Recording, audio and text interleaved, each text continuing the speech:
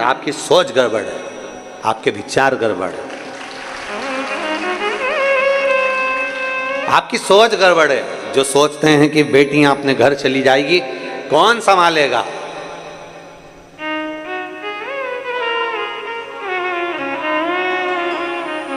जिसका कोई नहीं उसका तो शिव है यारो। क्यों विचार कर? शंकर की आपको स्मरण में होगा भगवान कृष्ण की कथा का कि भगवान कृष्ण की नानी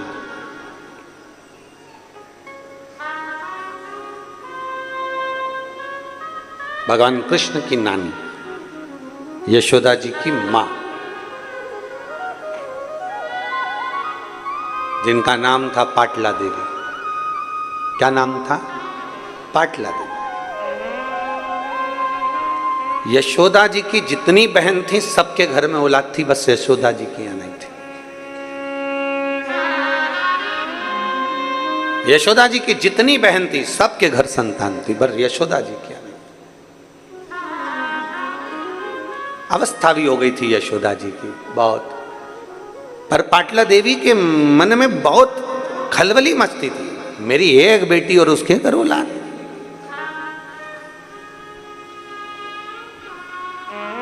जरा बेटियों से माता पिता का प्रेम भी बहुत ज्यादा होता है, इसलिए वो सबसे पहले यही देखते हैं बेटी के घर में औलाद नहीं, बेटी के घर संतान नहीं। पाटला देवी को, यशोदा जी की माता को यह बात खलती थी कि मेरी बेटी अब उम्र हो गई है, अब उसके घर औलाद नहीं होगी, पर मेरा विश्वास करता है कि मेरा महादेव उसको औलाद जरूर दे। पाटला देवी प्रतिदिन यमुना जी के घाट पर जाती, बालू का शिवलिंग बनाती, आराधना करती। ये पाटला देवी का नियम था, माता यशोदा की माता जी का नियम था, भगवान कृष्ण की नानी का नियम था।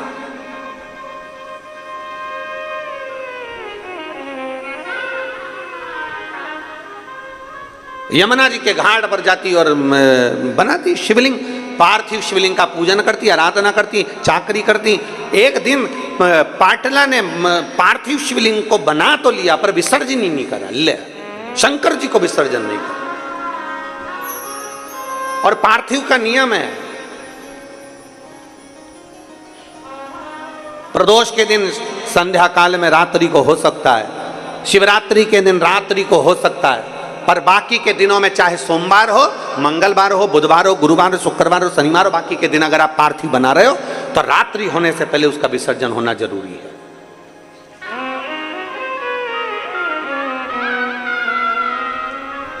रात्रि होने से पहले उसका विसर्जन होना जरूरी है। और शिवलिंग पार्थिव का मतलब ये होता है कि पार्थिव लिंग बनाना, पार्थिव शिवलिंग बनाना, उसका चेहरा नहीं बनाया जाता। पार्थिव में कभी भी आंख, नाक, मुख ये कुछ नहीं बनाया जाता। पार्थिव मतलब पार्थिव, शिवलिंग मतलब शिवलिंग।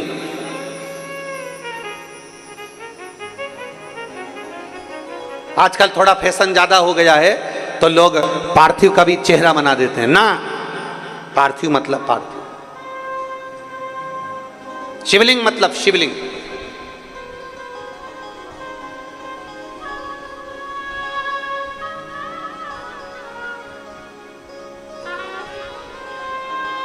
अब फैशन में लोग बनाने लगे, वो अपनी जगह पर शास्त्र जो कहता है, शास्त्र के अनुसार, शास्त्र में कहीं वर्णन नहीं आया कि आप शिवलिंग का, आप पार्थिव का कहीं मुख बनाओ कि नाक बनाओ कि आंख बनाओ। पार्थिव मतलब पार्थिव, शिवलिंग मतलब शिवलिंग,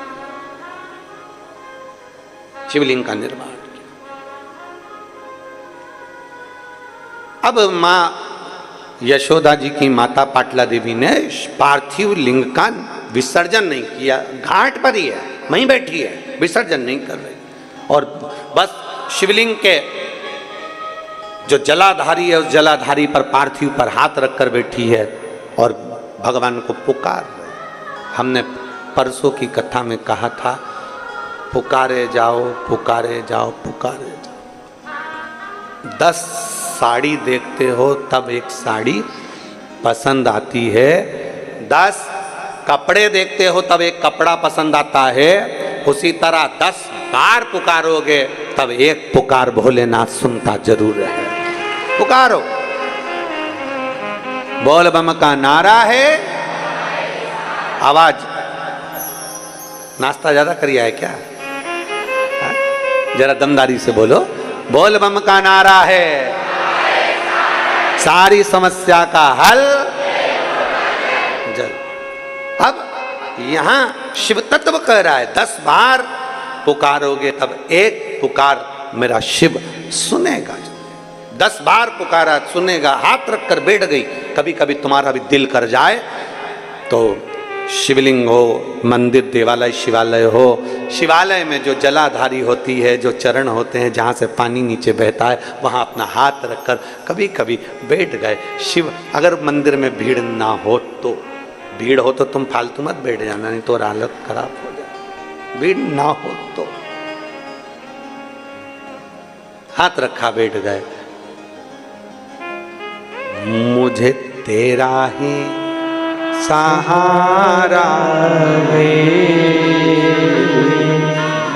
मेरे भोले। हाथ शंकर के जलाधारी पर, उससे अपने मन की बात।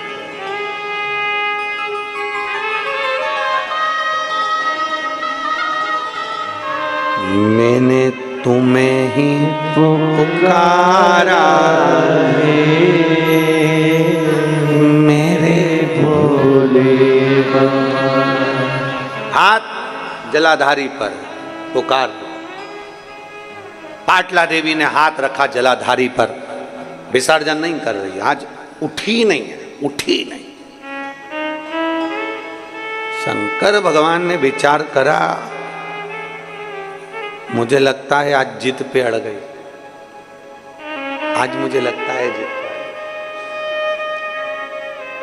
कभी कभी बच्चा मचल जाता है ना, तो माँ और बाप उस बच्चे की बात को फिर थोड़ा ना थोड़ा स्वीकार करते ही। मचल गया, कभी कभी रोज रोज मचलेगा तो फिर झाड़ू से झुड़ भी दिया जाएगा। कभी कभी जरा शब्दों पर जाना चाहिए, शब्दों का स्मरण करना चाहिए। कभी कभी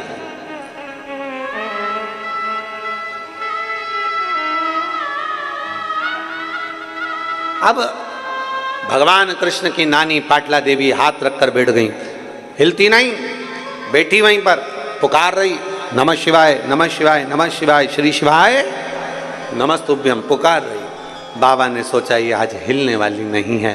शंकर भगवान एक बूढ़े का रूप लेकर पाटला देवी के पास में पहुंच गए। बुजुर्ग का रूप, बूढ़े का, एक बूढ़े का रूप लेकर, बहुत बुजुर्ग का, बहुत बुजुर्ग।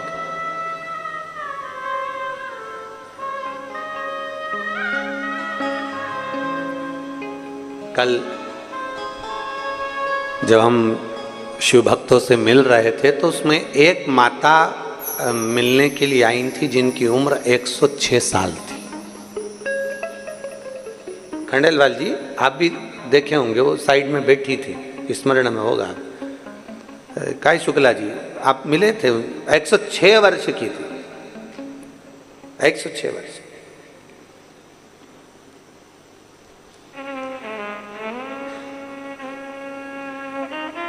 जब उनसे मिले और वो देख रही थी तो उनकी आंख में आंसू आ रहे थे। तो उनके पास में जो खड़ी थी वो बोल रही थी, हमारी माता जी आपको सुनती हैं और श्रवण करती हैं और उनकी बहुत इच्छा थी कि एक बार आपसे मिलें। हो सकता है भोलेनाथ जी ने उनके लिए आपको यहां बुलाया। 106 वर्ष।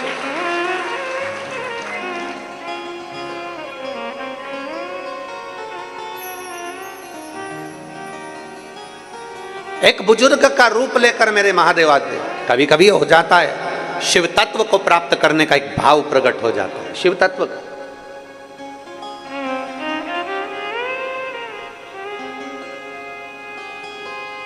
अब मेरे भोलेनाथ बूढ़े का रूप लेकर पहुंच गए पाटला देवी के पास में। ओ पाटला, पाटला ने सोचा मेरी जैसी बुढ़िया को कौन आवाज दे रहा है।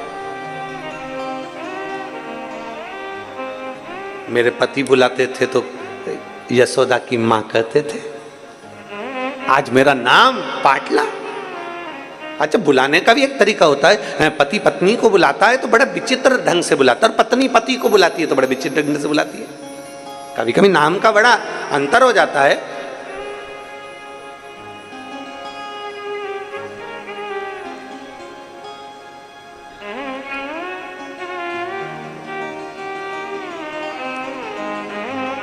बड़ा नाम का अंतर है। अब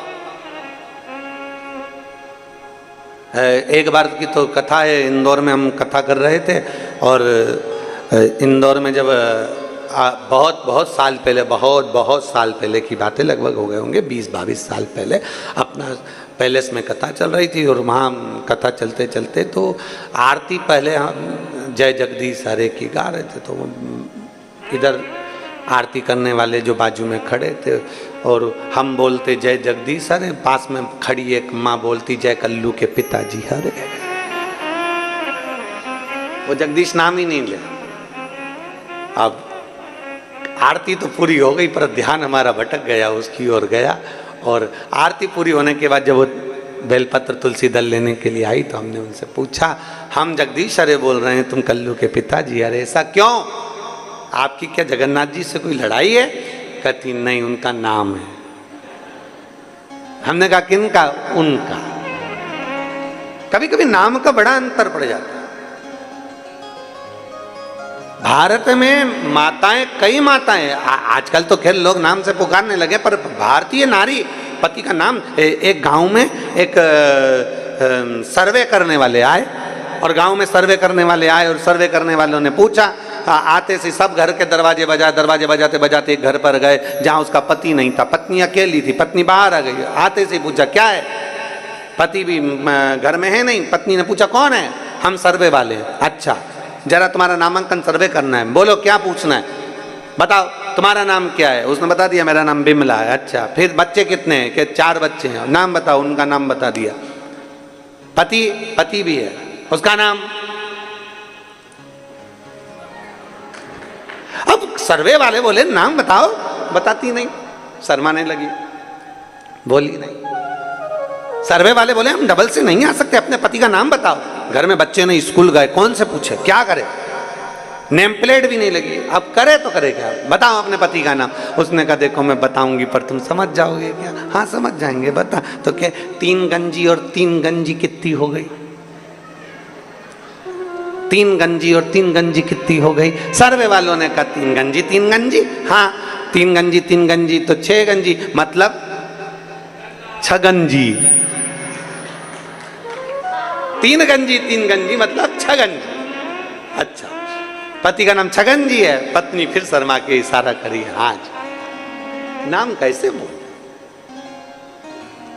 आज पाटला देवी को लगा कि पाटला नाम बोला, ये बड़ा विचित्र, मतलब इतना पाटला नाम बोलने के लिए सामर्थ्यता चाहिए। कौन बोल दिया? किसने पुकारा है? शिव जी आवाज लगाए वृद्ध के रूप में, पाटला, ओ पाटला। पाटला ने जो पलट कर देखा कोई बुजुर्ग है। पाटला को गुस्सा आया। पाटला ने सोचा, माता पाटला ने विचार किया, बताओ मैं अच्छी खासी शंकर जी से प्रार्थना कर रही थी और ये बुढ़ा यहाँ बुजुर्ग यहाँ आ गया, और मेरे पूजन करने में तो मेरा पति भी मुझे नहीं उठने देता, बोलता ही नहीं। उसको मालूम है पति को भी कि उठने वाली तो है ही नहीं, तो पहले ही चाय बनवा लो, दूध बनवा लो, जो करना पहले। अगर यह पूजन में बैठ गई तो नहीं उठे। और कई माताओं की आदत रहती है, पूजन में अगर बैठी हैं और अगर कहीं बहू बेटा पोता पाती जो भी कोई है वो अगर कुछ थोड़ा बहुत भी छेड़ देना तो इसको बड़ा गुस्सा आता, बड़ा क्रोध। पर क्रोध नहीं करना चाहिए। पर पाटला मेरे को पुकारा, कौन पुकार रहा है? जो पलट कर देखा एक बुजुर्ग थे, डंडा टेकते टेकते आ रहे थे। पाटला ने पूछ लिया, बाबा क्या चाहते हो? बाबा कहते हैं बहुत भूख लगी है, बहुत बहुत। बाबा भूख, हाँ बहुत तेज भूख लग रही है, हाँ ठीक है बाबा। पाटला उठी, शंकर भगवान को जो नैवेद्य लगाया था वो पाटला ने शिव जी के सम्मुख में दे दिया। शंकर भगवान ने कहा, पाटला तेरी बेटी यशोदा से कहना सावन के महीने की जो श्रावणी आए, सावन के महीने की जो पूर्णिमा आए, सावन के महीने की जब श्रावणी आए, श्रावण की उस श्रावणी के दिन यशोदा अगर प्रेम से संत साधु जन को, गुरु जन को अगर भोजन कराएगी तो उसके घर में औलाद जरूर आएगी। कहो यशोदा से।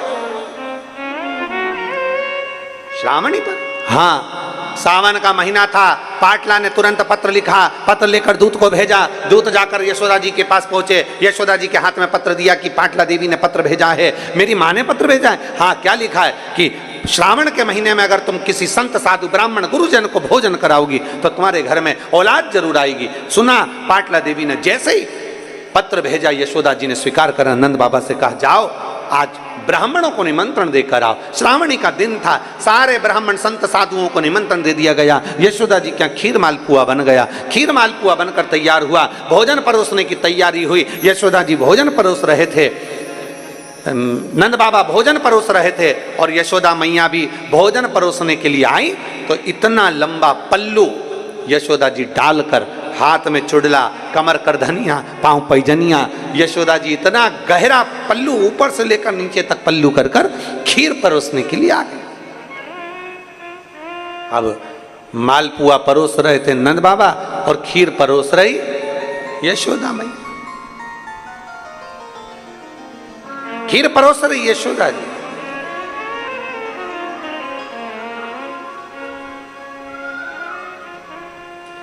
दूध सामग्री जो होती है ना, वंश की वृद्धि करती है।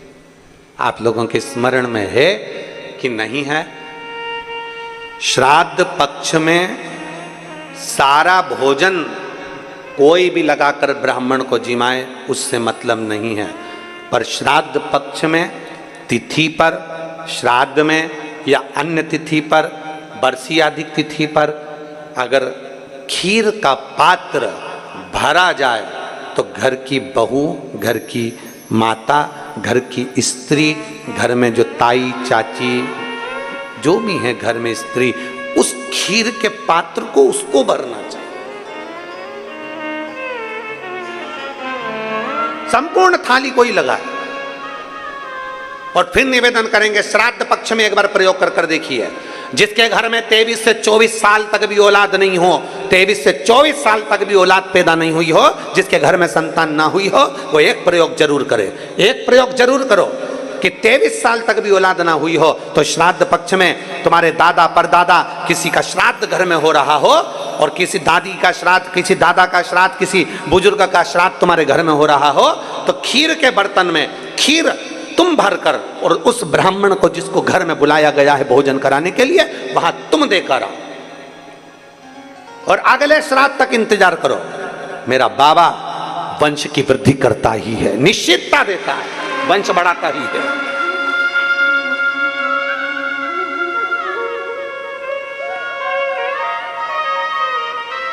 तीन तिथियां हैं, तीन तिथियां जिसमें महादेव को दूध जरूर चढ़ाना चाहिए। 3 तिथियां। और दूध कौन सा? हर कोई सा दूध नहीं, गौ माता का दूध लेकर, भले 1 चम्मच, हम ये नहीं कहेंगे कि तुम गौ माता का दूध नहीं मिले तो तुम 1 चम्मच दूध भी हो, छोटा सा 2 बूंद दूध भी हो, पर गौ माता का हो।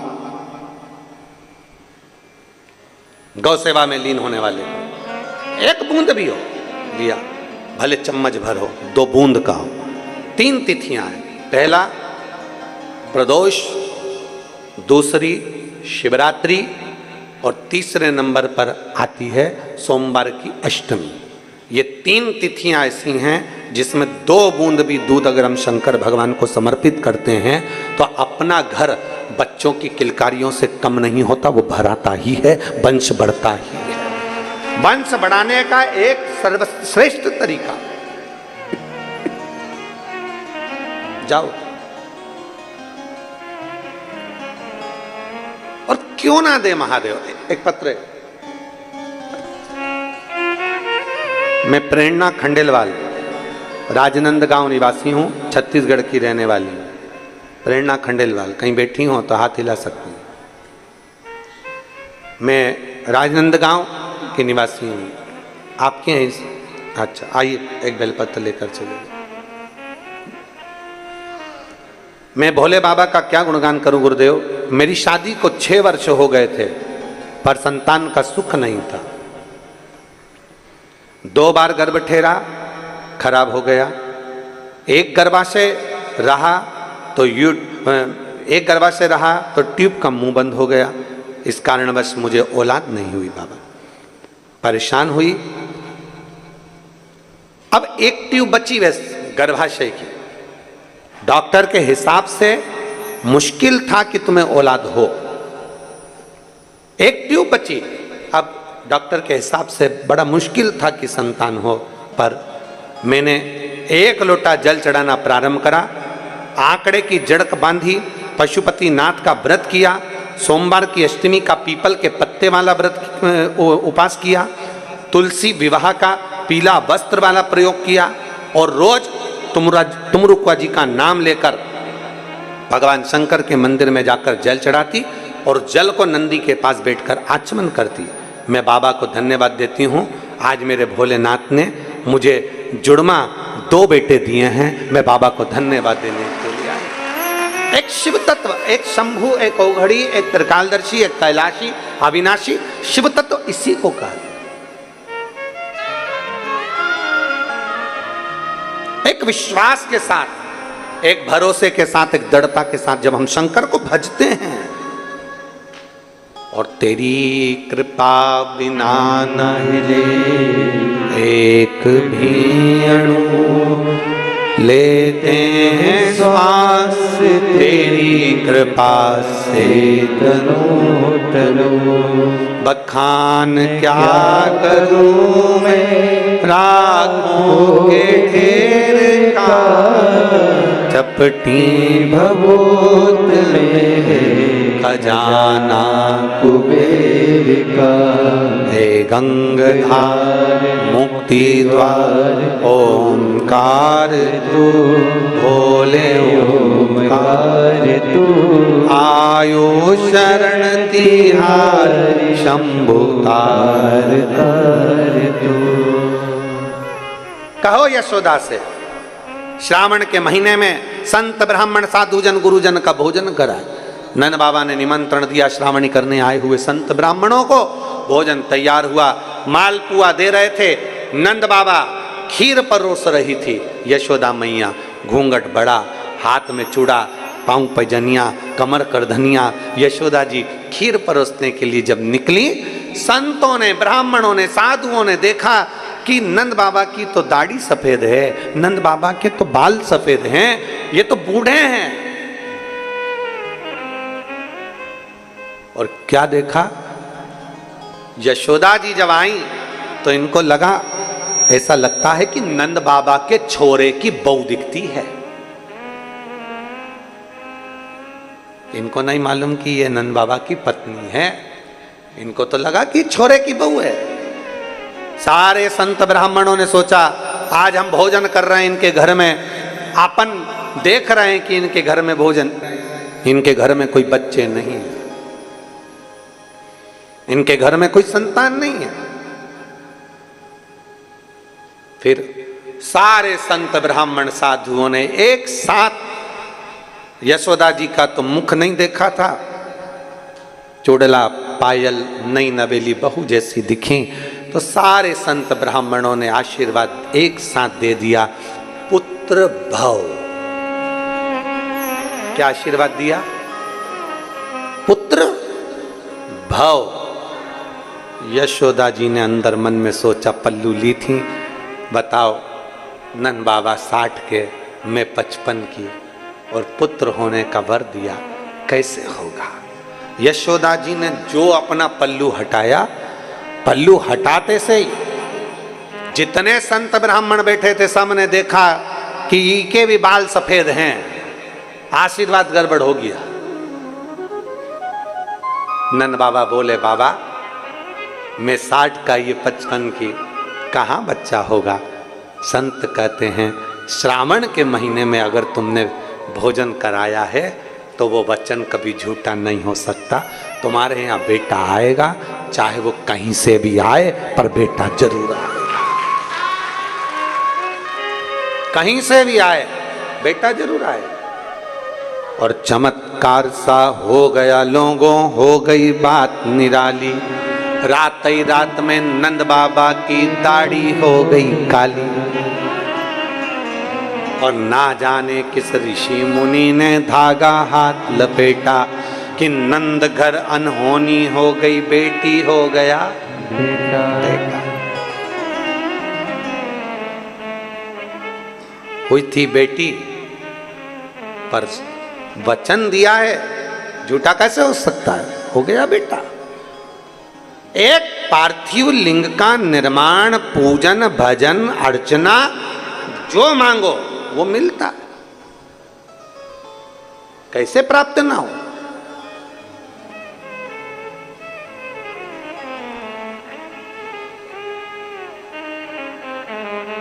सब बराबर होना चाहिए। बेटा है, बेटी है, सब बराबर है। सबका सम्मान, सबका आदर, सबका सत्कार हो। शिव कथा कह रही है, भगवान शंकर का चरित्र कर रहा, शिव महापुराण की कथा कर रही है। जब हम विश्वास के साथ में, भरोसे के साथ में, दृढ़ता के साथ में भगवान शंकर की अविरल भक्ति को प्राप्त करते हैं तो सुख का अनुभव होता ही है।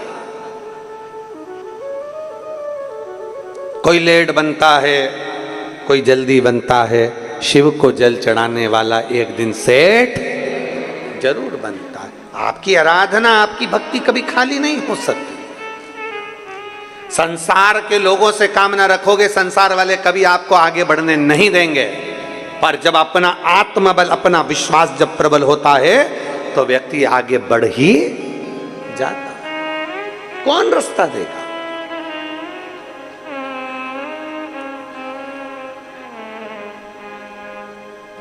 गाड़ी चलाते हो? अरे बोलो तो जम के। चलाते हो? बाजार में जाते हो?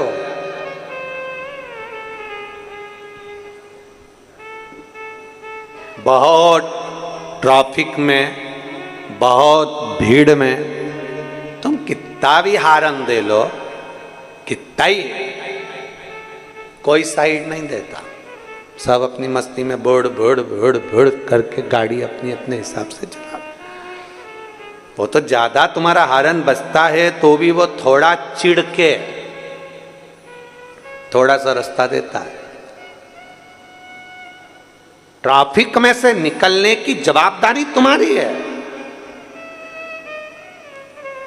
ट्रैफिक में से निकलने की जवाबदारी तुम्हारी कि तुम कैसे निकलोगे, कैसे अपनी गाड़ी टर्न मारोगे, कैसे बाहर निकलोगे, ये तुम्हारे ऊपर निर्भर करता है।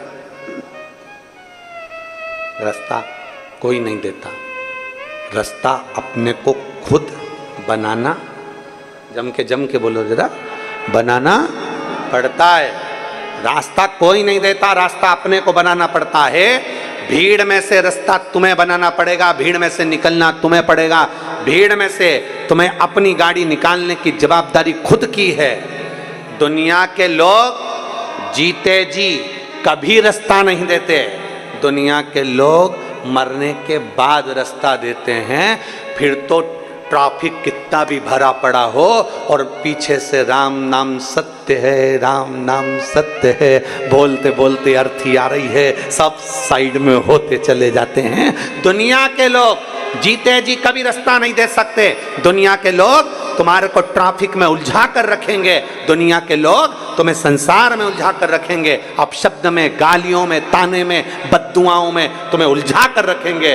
रास्ता तुम्हें जीते जी निकालना है। मरने के बाद तो दुनिया रास्ता दे देती है। मरने के बाद तुम्हें टेंशन नहीं लेना, रास्ता अपने आप मिल जाता है। परिवार के लोग ही दे देंगे मरने के बाद रास्ता।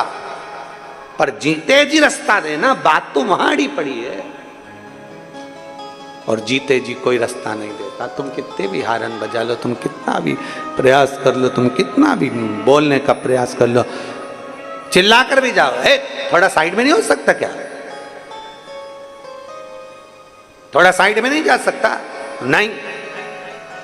कितनी हारन बज रही है, पुलिस की भी गाड़ी वाऊ वाऊ करते हुए चल रही है, एम्बुलेंस वाऊ वाऊ करती चल रही है, पर लोग रास्ता नहीं देते। बड़े मुश्किल से हारन सुना तो भी बड़ी मुश्किल से साइड होते हैं, बल्कि के अपने को रास्ता निकालना पड़ता है। इधर से कटो उधर से कटो, निकल के चलते चले जाओ। बस यही शिव पुराण कहती है। जिंदगी में बहुत ट्रैफिक है, बहुत ट्रैफिक। परिवार, नाते, रिश्ते, कुटुंब, कबीले, व्यापार, व्यवसाय, ये सारा ट्रैफिक से भरा पड़ा हुआ है। इसमें अपने को कैसे निकल कर जाना है, ये तरीका शिव पुराण सिखाती है कि अपने को कैसे निकल, आप कैसे निकल सकते हो, आप कैसे बाहर जा सकते हो, ये आपके ऊपर निर्भर करता है।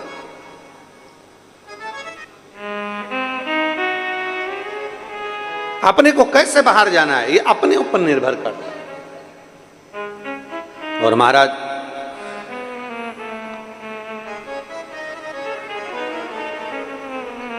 जब हम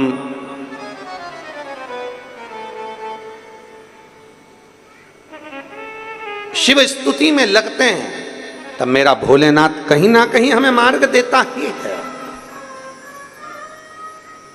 कहीं ना कहीं मेरा ओगड़दानी मार्ग जरूर देता। वो कहते ना कि मंदिर जाती गोरा को, अरे मंदिर जाती गोरा ने त्रिपुरारी मिल गयो। मंदिर जाती गोरा को त्रिपुरारी मिल गयो, और भोला जादू करियो रे, भोला जादू करियो रे, भोला जादू करियो रे, भोला जादू करियो रे। एक आराधना में, एक शिव भक्ति में, एक भगवान शंकर की अविरल भक्ति में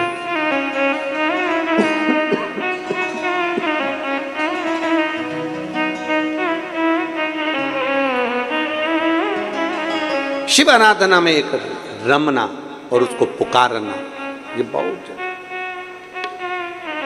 अरे डमरू वाले आजा तेरी याद सताए, मेरा ये भरोसा नहीं टूट न जाए। ओ डमरू वाले आजा तेरी याद सताए, मेरा ये भरोसा कहीं टूट न जाए। डमरू वाले आजा तेरी याद सताए, मेरा ये भरोसा कहीं टूट न जाए। छुपा कहाँ भोले बाबा, ओ डमरू वाले आजा तेरी याद सताए, मेरा ये भरोसा कहीं टूट न जाए। ओ डमरू वाले आजा तेरी याद सताए, मेरा ये भरोसा कहीं टूट न जाए। अरे भाव दोनों हाथों से लिया, उन दोनों बच्चों को लिया।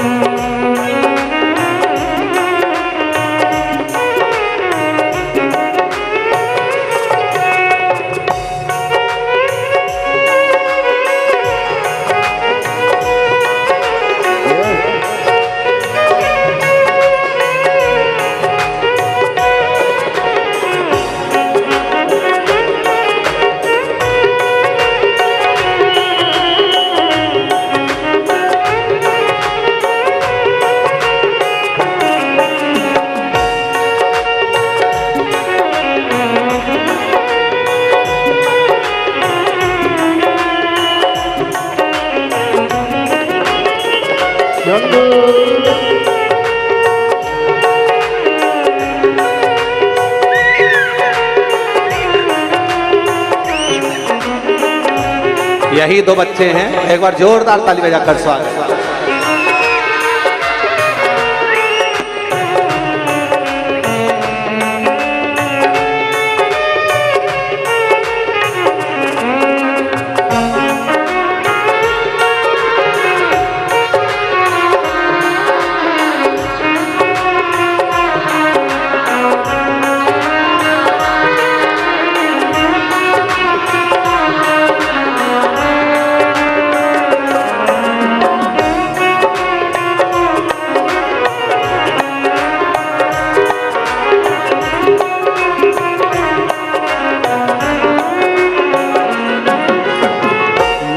ये पुकारे दिल के सहारे, मन ये पुकारे दिल के सहारे, नैना हमारे तेरा रास्ता निहारे, नैना हमारे तेरा रास्ता निहारे, हर पल विचार छुपा कहाँ भोले बाबा, ओ डमरू वाले आजा, तेरी याद सताए, मेरा ये भरोसा कहीं टूट न जाए, ओ डमरू वाले आजा, तेरी याद सताए, मेरा ये भरोसा कहीं टूट न जाए।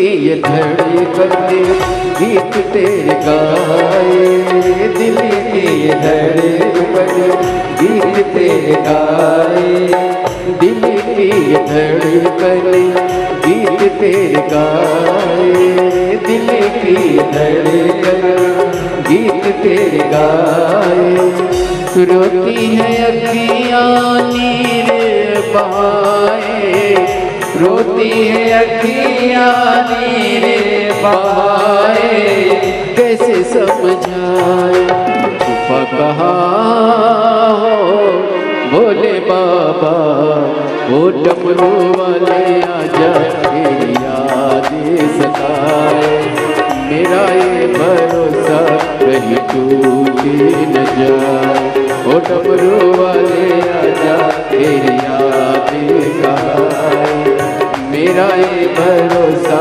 कहीं टूट न जाए।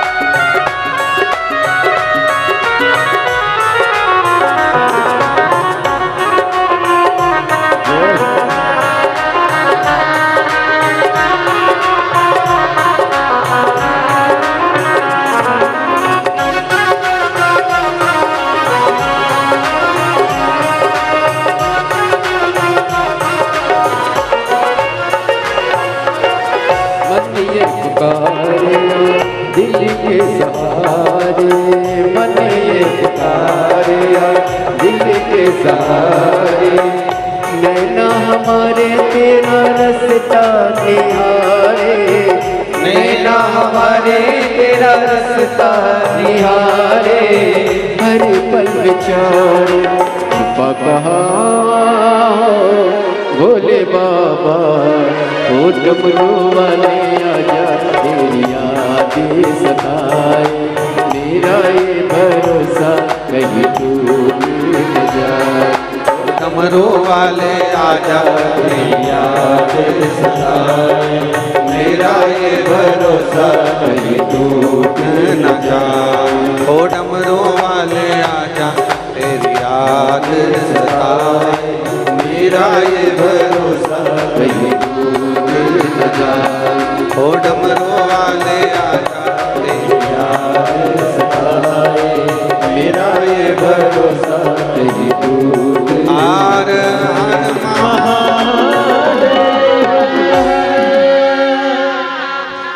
अपने स्थान पर बैठकर भगवान शिव जी से अपने मन की बात बड़े भाव के साथ दिल से बाबा को प्रार्थना करिएगा।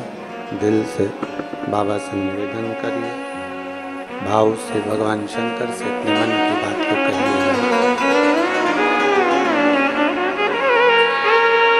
श्रावण का पवित्र महीना और शिव महापुराण की कथा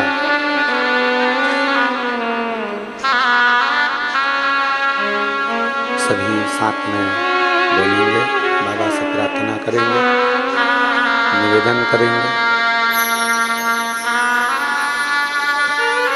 आज कथा का विराम दिवस है।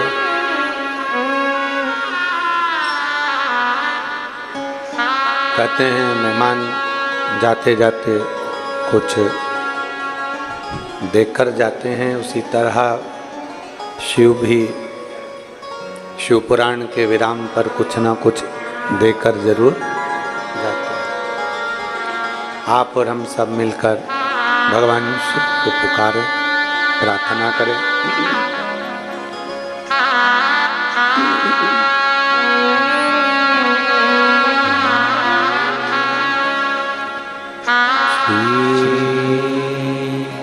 शिवाय नमस्तुभ्यं, श्री शिवाय नमस्तुभ्यं, श्री शिवाय नमस्तुभ्यं, श्री शिवाय नमस्तुभ्यं, श्री शिवाय नमस्तुभ्यं। भोला सब दुख काटो ओ भोला सब दुख काटो शिव शंकर जपो तेरी माला, भोले बाबा जपो तेरी माला, भोला सब दुख काटो मारा, ओ भोला सब दुख काटो मारा। वेश है मंगलकारी, वेश है मंगलकारी, शमशान वासी हमारा, शमशान वासी हमारा, ओ भोला सब दुख काटो हमारा, ओ भोला सब दुख काटो हमारा। भगवान शिव की कथा कर रही है, भगवान शंकर का संवाद करा, शिव महापुराण की कथा वर्णन करती है। एक पार्थिव लिंग का पूजन जीवन का सुख देता है। शिव को चढ़ाया गया एक लोटा जल जीव को आनंद प्रदान करता है। भीड़ बहुत है, परिवार, नाते, रिश्ते, कुटुंब, कबीले, व्यापार, व्यवसाय में बहुत भीड़ है, बहुत भीड़। एक नौकरी भी कर रहे हो ना तो उसमें भी भीड़ है। सब लगे हैं आपका पांव खींचकर पीछे करने में और खुद आगे बढ़ने। एक एजेंसी चला रहे हो या नौकरी कर रहे हो या दुकान कर रहे हो, चाहे किराने की करो, चाहे कपड़ा की करो, चाहे पान की करो, चाहे पानी की करो, उसमें भी बहुत भीड़ है। उसमें अपन को निकलना है आगे।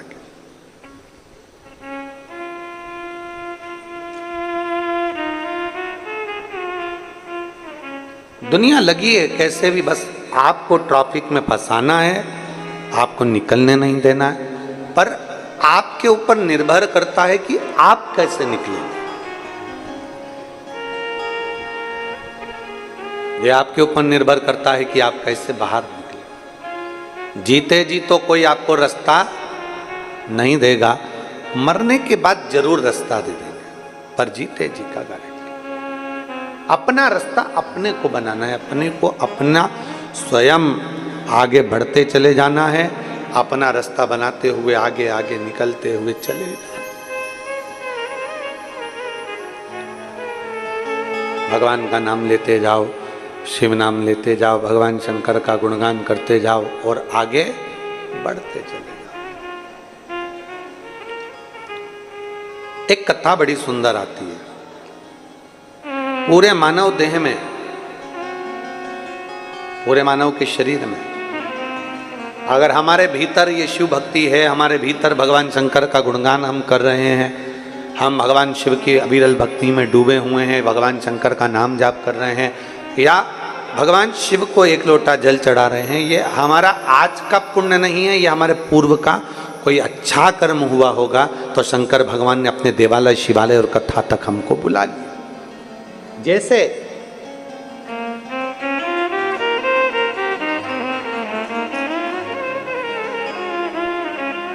गन्ना, क्या बोलते हैं उसको, शुगर, गन्ना, यहाँ क्या बोलते हैं, गन्ना ही बोलते हैं, गन्ना, शुगर। उसमें चाहे समुद्र का पानी डाल दो, चाहे तुम नाले का पानी डाल दो, चाहे तुम गटर का पानी डाल दो, चाहे तुम उस गन्ने में कोई सा भी पानी डाल दो, पर गन्ने की मिठास में कोई फर्क नहीं पड़ता।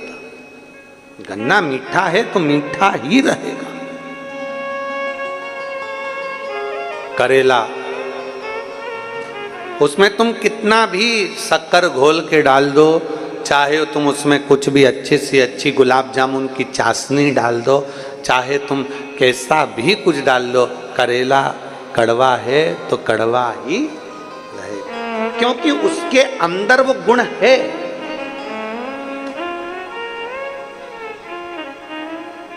उसके अंदर वो भरा हुआ है। उसका आज का गुण नहीं, उसका पैदाइश गुण है। अब गन्ना किसी भी पानी को डालो पर वो मिठास कम नहीं करता, करेला में कैसा भी पानी डालो पर वो कड़वाहट कम नहीं करता। उसी तरह आप विचार करना, आपके घर में 4 बहुएं हैं, आपके घर में 4 लोग हैं, आपके घर में 5 लोग हैं, बेटी है, बेटा है, परिवार है, माता है, पिता है, परिवार पूरा की पूरा है, बहुएं भी रह रही हैं, चाचा चाची भी रह रहे हैं, काका काकी भी रह रहे हैं, बुआ फूफा भी रह रहे हैं, सबको ही रह रहे हैं, तुम्हारे घर में सब है। पर जरूरी नहीं कि सबका मन शिव में लग जाए, पर जरूरी नहीं कि सबका मन भगवान में लग जाए। कोई कोई ऐसा होगा घर के अंदर जो शंकर के मंदिर तक भी जाएगा, जल भी चढ़ाएगा, शंकर का गुणगान भी करेगा, शिव स्मरण भी करेगा। कोई कोई ऐसा रहेगा जो शंकर के करीब में जाएगा, और कोई ऐसा भी रहेगा जिसको किसी देवता से मतलब नहीं, किसी देवता से।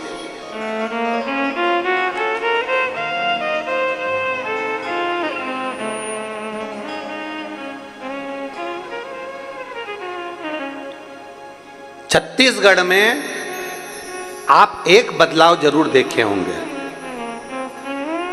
छत्तीसगढ़ का एक बदलाव आपने जरूर देखा होगा कि छत्तीसगढ़ में जितना तेजी से धर्म बदला जा रहा था, शिव महापुराण की कथाओं के बाद में वो धर्म बदलना बंद हो गया,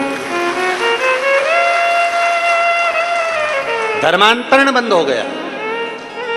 छोटे छोटे गांवों में लोग, कोई मंदिर नहीं, कोई शिवालय नहीं, कोई देवालय नहीं, लोगों ने कह दिया था मंदिर मत जाओ, देवालय मत जाओ, शिवालय मत जाओ। छोटे छोटे गांवों के लोग, साधारण सीधे से लोग दूसरी जगह पर चले जाने लगे। फिर धीरे धीरे धीरे धीरे बदलते चले गए, बदलते। उनका नाम नहीं बदला, उनका आईडी प्रूफ नहीं बदला, नाम वही है, आईडी प्रूफ वही है, पर धर्म चेंज कर लिया उन्होंने। क्योंकि अगर नाम बदल लेंगे तो सरकार द्वारा प्राप्त होने वाली जो सुविधाएं वो नहीं मिले।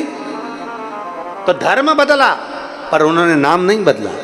और अब धीरे धीरे धीरे धीरे देवाधिदेव महादेव ने ऐसी कृपा कर दी कि ये शंकर की कथा छोटे छोटे ग्रामीण क्षेत्र के लोग भी सुनते हैं। तो उस छोटे से गांव में पहले शंकर का मंदिर नहीं था, पर अब गांव गांव में शंकर का शिवालय विराजमान हो गया। लोग जल चढ़ाना प्रारंभ कर, शंकर भगवान को लोग जल चढ़ा रहे हैं। गन्ना, करेला, शुगर, जो गन्ना होता है उसमें कैसा भी पानी दो पर वो अपने अंदर के गुण को नहीं भूलता। करेले को कैसा भी पानी दो पर वो अपने अंदर के गुण को नहीं भूलता। शिवपुराण कहती है अगर आप शंकर के शिवालय तक जा रहे हैं, घर का और कोई व्यक्ति नहीं जा रहा, पति को रुचि नहीं है, बुआ को रुचि नहीं है, और घर की बहू लोटा भर के जल उठाई, सिर पे पल्लू लिया, चल दी। घर की माँ, घर का पुरुष, कई कई घर के पुरुषों को भी मंदिर में मन लगा रहता है, चले जाते हैं, उसकी पत्नी का मन नहीं लगता। सब बराबर थोड़ी ना होते। पति का मन लगता है तो कभी पत्नी का नहीं लगता, कहीं पत्नी का लगता है तो पति का नहीं लगता, कहीं बेटे का लगे तो बहू का नहीं लगे, बहू का लगे तो बेटे का नहीं लगे, कहीं कहीं बेटी का मन नहीं लगता, दामाद का मन नहीं लगता। तो ऐसा सब चलता रहता है। पूरे 5 उंगलियां जैसे बराबर नहीं, उसी तरह घर में रहने वाले सब बराबर नहीं हैं। किसी का मन लगेगा, किसी का नहीं लगेगा। आप दुखी मत होना, अपने अंदर ये विश्वास रखना, अपने भीतर ये विचार रखना कि गन्ने में कितना भी पानी दो पर उसकी मिठास कभी भी खत्म नहीं होती। कैसा भी पानी मिले, करेले में कैसा भी पानी मिले, उसकी कड़वाहट खत्म नहीं होती। उसी तरह जिसको परमात्मा ने शुरू से ही ढाल कर भेजा है और जो ढला हुआ है उसको कितना भी बदलने का प्रयास करो, वो शंकर के मंदिर तक चले ही जाता है, शिव की स्तुति कर ही लेता है, शंकर का गुणगान कर ही लेता है, कितना भी बदल।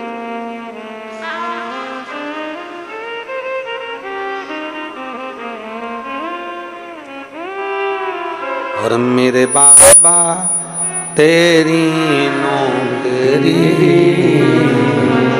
सबसे बढ़िया है, सबसे खरी, तेरे दरवाजे की चाकरी सबसे बढ़िया है, सबसे खरी।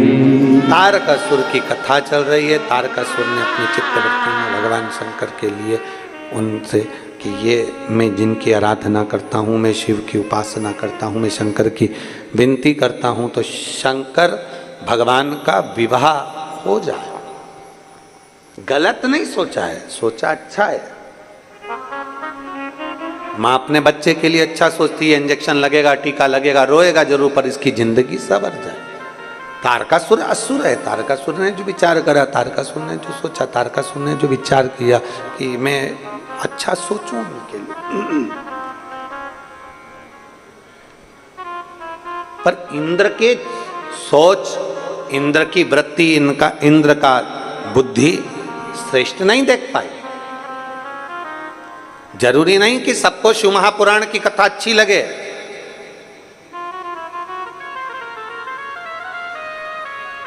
कोई जरूरी नहीं है कि सबको भगवान शंकर से रुचि उत्पन्न हो जाए। दिन भर में अगर आप मोबाइल चलाते हैं, 50 अगर मैसेज आते हैं उस मोबाइल पर व्हाट्सएप पर, इंस्टाग्राम पर, फेसबुक पर, यूट्यूब पर आप अगर भगवान की भक्ति का कोई वीडियो डालते हैं, भगवान का भजन का कोई वीडियो डालते हैं, भगवान शंकर की आराधना करने का कोई वीडियो डालते हैं, तो जरूरी नहीं कि उस पर 50 कमेंट्स आपके पक्ष के आएंगे। आप थोड़ा सा एक वीडियो टाकीज में फिल्म देखने का डालो, आप एक वीडियो मॉल में घूमने का डालो, आप एक वीडियो थोड़े थोड़े से छोटे छोटे वस्त्र का डालिए, आप एक वीडियो थोड़े से ऐश और आराम का डालिए, आपको 50 कमेंट्स आएंगे और 50 कमेंट्स ऐसे आएंगे, वाह क्या अच्छे लग रहे हो, क्या बढ़िया, क्या जोरदार, क्या जोरदार, क्या जोरदार। पर एक अगर आपने भगवान के मंदिर का वीडियो डाल दिया, मंदिर जाने का वीडियो डाल दिया, भजन करने का वीडियो डाल दिया, कथा सुनने का वीडियो डाल दिया, भगवत स्मरण का वीडियो डाल दिया, तो 50 मैसेज में से कम 10 मैसेज ऐसे होंगे जो आपको केवल ताना दिया जाएगा, आपको केवल कमेंट्स करा जाएगा, आपको केवल टूल करा जाएगा, आपको केवल अपशब्द कहे जाएंगे। आप भी ढोंगी हो गए, आप भी इनके चक्कर में पड़ गए, आप भी प्रपंची हो गए, आपने भी ऐसा कर लिया। क्यों?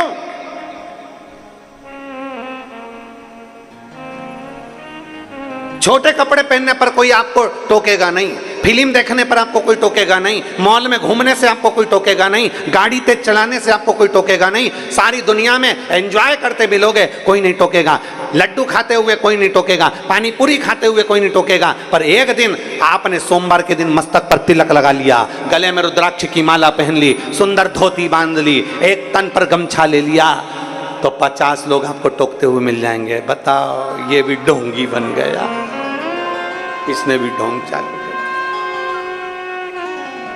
हंसेंगे लोग, ताना कसेंगे लोग, पर क्या किसको रोइए, जम के बोलो जरा, चादर तान के सोई। आग लगे बस्ती में, अपन रहो मस्ती में। गलत चीज डालोगे ना तो लोग तुम्हारी तारीफ करेंगे, बहुत बढ़िया, बहुत बढ़िया, बहुत बढ़िया, बहुत बढ़िया। वस्त्र छोटे से डाल दिए, लोग तुम्हारी तारीफ करेंगे, क्या बढ़िया, क्या बढ़िया, क्या बढ़िया। पर जैसे ही तुमने धर्म की ओर आगे बढ़े हो, जैसे ही तुम सत्कर्म की ओर आगे बढ़े हो, जैसे ही तुम भगवान की अविरल भक्ति की ओर आगे बढ़े हो, तब लोगों के तैयारी में बैठना कि सारे मैसेज तुम्हारे अच्छे नहीं होंगे, कुछ तुम्हारे को ताना भी दिया जाएगा, कुछ तुमको कोसा भी जाएगा, कुछ तुमको अपशब्द कहा जाएगा। क्यों? क्योंकि भगवान की जो पथ है, भगवान का जो रास्ता है, भगवान की भक्ति का जो मार्ग है, थोड़ा ये कठिन मार्ग है, कठिन मार्ग।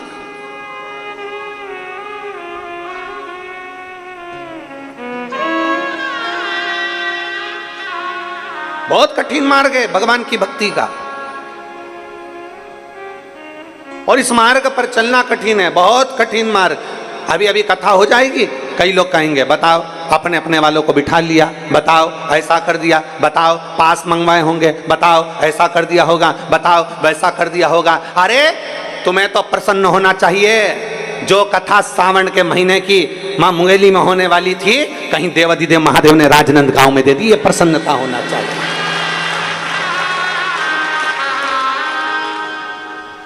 कथा मतलब हेलीपैड, कथा मतलब हेलीपैड। हाँ, हेलीकॉप्टर को उतारने के लिए चूने से एच लिख दिया जाता है, देखा है आप लोगों ने, चूने से एच लिखा जाता है। हेलीकॉप्टर हेलीपैड पर उतरता है। उसी तरह पूरे राजनांदगांव वालों को प्रसन्न होना चाहिए कि हमारे गांव में कथा हो रही है, मतलब शंकर भगवान का हेलीपैड हमारे यहाँ बना है। शिव पार्वती के साथ श्रावण के महीने में यहाँ उतरेंगे। मतलब भले आप कथा के पंडाल में पहुंचे ना पहुंचे, भले आपने ऑनलाइन कथा सुनी, भले अपने घर में बैठकर कथा सुनी, पर आपकी प्रसन्नता ये होना चाहिए कि हमारे राजनांदगांव में ऑनलाइन कथा, भले किसी को आने की अनुमति नहीं मिली हो, पर ऑनलाइन कथा हमारे क्षेत्र में हुई है, मतलब शंकर 5 दिन के लिए यहाँ उतरे हैं और हमारे ऊपर कृपा करे। ये प्रसन्नता होना चाहिए, पर नहीं।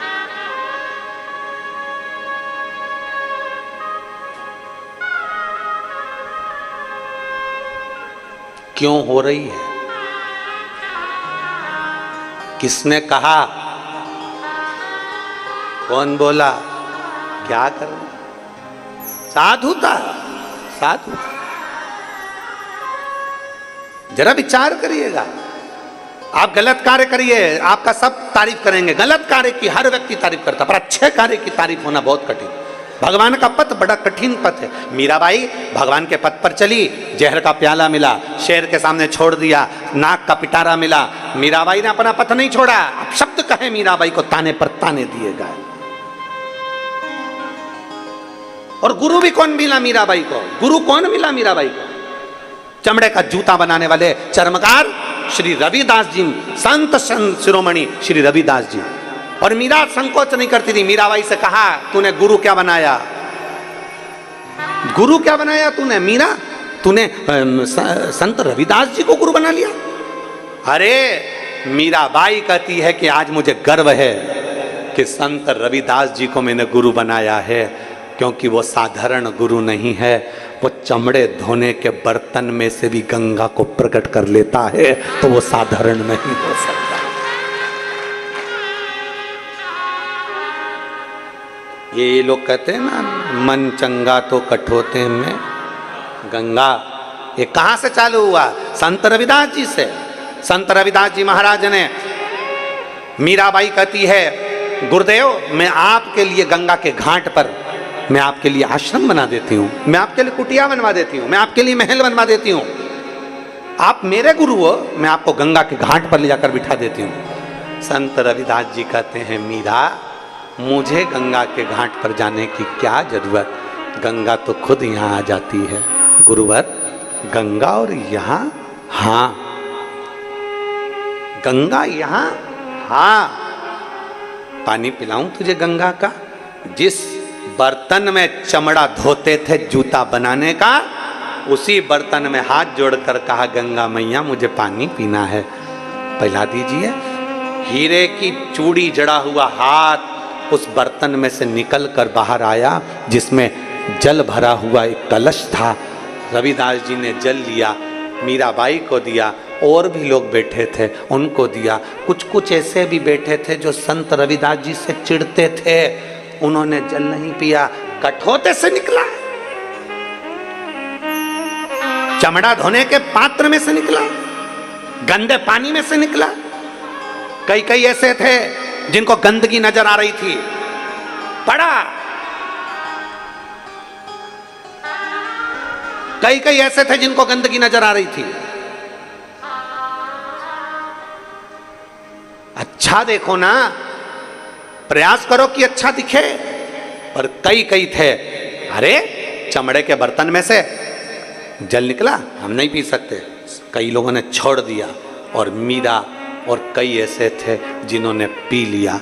रविदास जी ने बाद में कहा, मीरा ये साधारण गंगा का जल नहीं था, एक संत द्वारा विनय कर कर गंगा का बुलाया गया जल था। इसलिए मीरा, मेरा वचन है, तुझे कोई दुनिया में मिले चाहे ना मिले, पर जब तेरा शरीर छूटेगा तो तेरी बॉडी, तेरा शरीर मिलने वाला नहीं है। तू द्वारिकाधीश में समा जाएगी और द्वारिकाधीश तुझ में समा जाएंगे।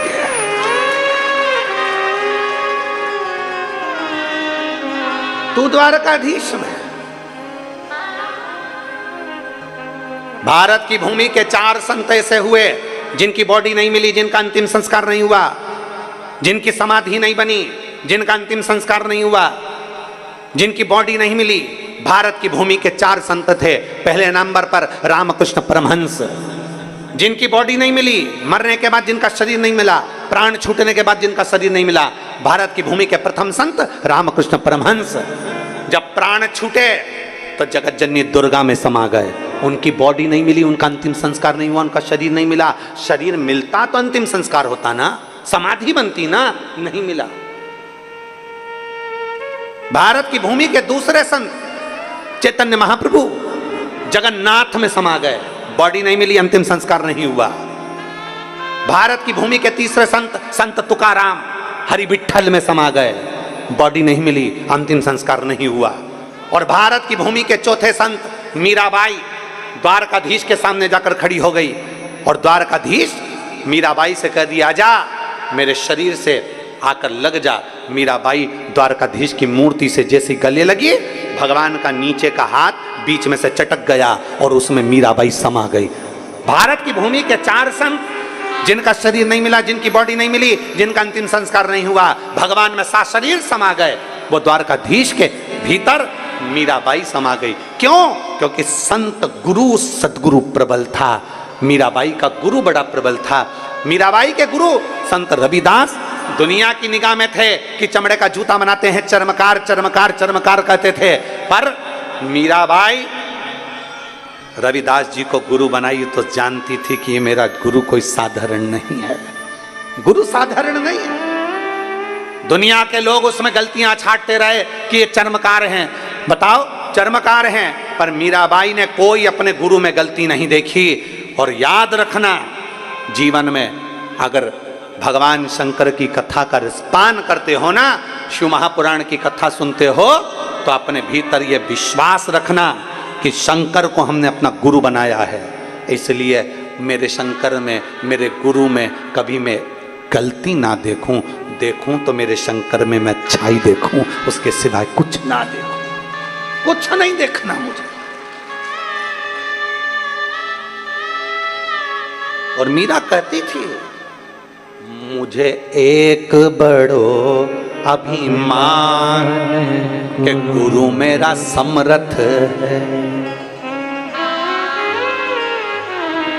मीराबाई से कहते थे लोग, तुझे क्यों अकड़ है, किस बात की अकड़, क्यों इतनी फूलती है, क्यों अकड़ में रहती है? मीराबाई ने कहा, सुनो राणा, मुझे एक बड़ो रे अभिमान। अभिमान मुझे धन का नहीं, दौलत का नहीं, सत्ता का नहीं, वैभव का नहीं, मेरा अभिमान मेरा गुरु है। और आपको भी अभिमान होना चाहिए, मेरा अभिमान मेरा शिव है। मुझे एक बड़ो रे अभिमान के गुरु मेरा समर्थ है। लोग पूछें कि तू क्यों इतरावे, क्या जो मिला तू फूलों नी समावे। मेरा एक ही मंत्र महान के गुरु मेरा समर्थ। ये मेरे मंत्र की महानता है, मेरा गुरु मेरा समर्थी है। मैंने जो मंत्र लिया वो साधारण नहीं है। दुनिया की निगाह में भले संत रविदास जी चर्मकार हो, पर मेरा गुरु तो मेरा गुरु है, जिसने कह दिया, मीरा तू मरेगी भी ना, तेरे प्राण भी छूटेंगे ना, तो तू कृष्ण में समा जाएगी। कौन है ऐसा? कौन? कोई एक बता दो जो भगवान कृष्ण में समाया हो। केवल एक मीराबाई ऐसी थी जो भगवान द्वारकाधीश में सात शरीर समा गई। सात शरीर।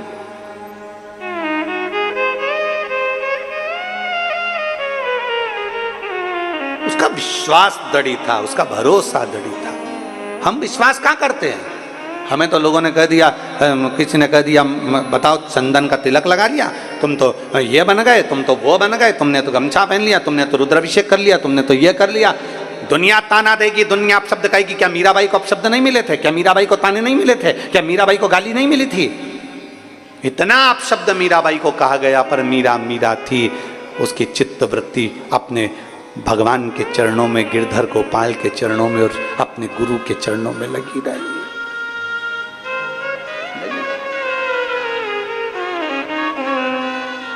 कहे दुनिया, और उसके भीतर जो भक्ति थी वो भक्ति प्रकट हो। कहे दुनिया, कौन छोड़ेगा कहने से? बेटी की शादी, पढ़ाई के चक्कर में 20 साल तक, 25 साल तक बेटी की शादी नहीं हुई। कितने साल नहीं हुई? जम के बोलो जरा। 25 साल तक क्यों नहीं हुई? क्या पूरे गांव में डोंगडी पीट कर बोले कि मेरी बेटी एग्जाम दे रही है, मेरी बेटी अच्छी कंपनी की तैयारी कर रही है, इसलिए मैं उसकी शादी नहीं कर रही हूं? बेटी अपनी है। अपनी बेटी अगर पढ़ाई कर रही है, 25 वर्ष तक शादी नहीं हुई, तुम्हारे घर के लोगों का पेट बाद में दुखेगा। पर दुनिया वालों का पेट दुखना चालू हो जाएगा। अपने ही रिश्तेदार, अपने ही संबंधी एक ही बात कहेंगे, अभी तक बेटी है, अभी तक शादी नहीं करी, अभी तक। अब तुमसे कहने जाए कि नौकरी की तैयारी कर रही है, एग्जाम दे रही है, अभी पढ़ लेने दो, अच्छी पढ़ेगी, बाकी की तो पूरी जिंदगी इसको घर ही संभालना है, पर पढ़ रही है, विद्या अध्ययन कर रही है।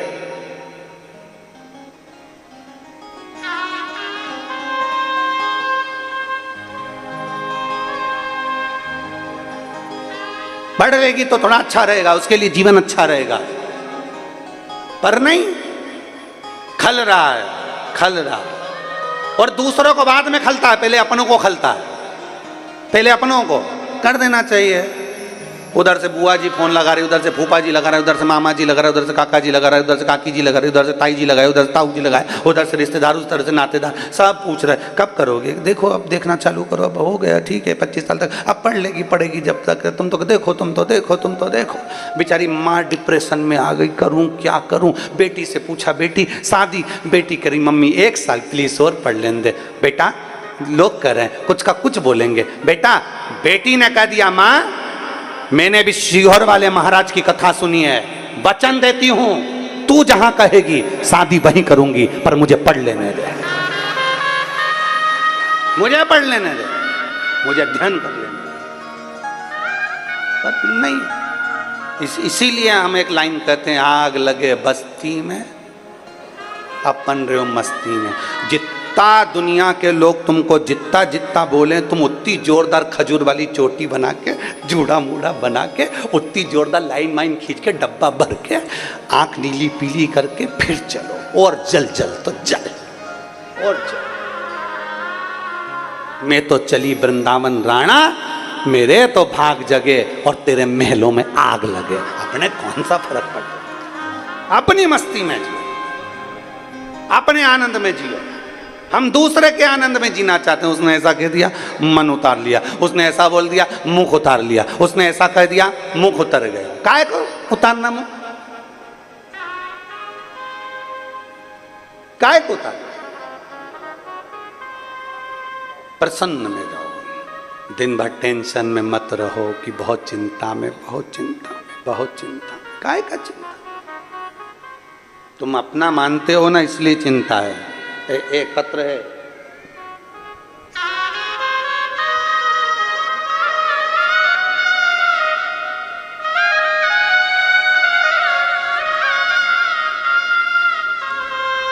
मैं विजया पिल्ले, कहीं बैठी हैं विजया पिल्ले, मैं कहीं बैठी हो तो हाथ हिलाइएगा। मैं विजया पिल्ले, गुरुदेव भगवान शंकर की अविरल भक्ति का क्या भाव होता है मैं कहना चाहती हूं। पशुपतिनाथ के व्रत का क्या फल है मैं कहना चाहती हूं। गुरुदेव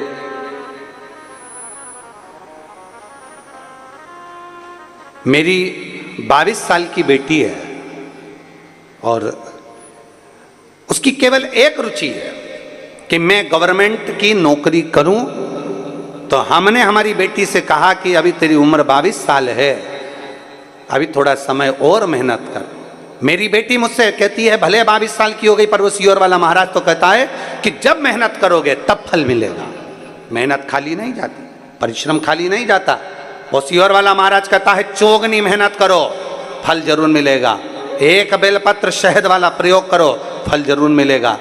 मेरी बेटी ने पहली बार एग्ज़ाम दिया और 22 साल की उम्र में ही उसने एग्ज़ाम दे दिया और एग्ज़ाम दिया।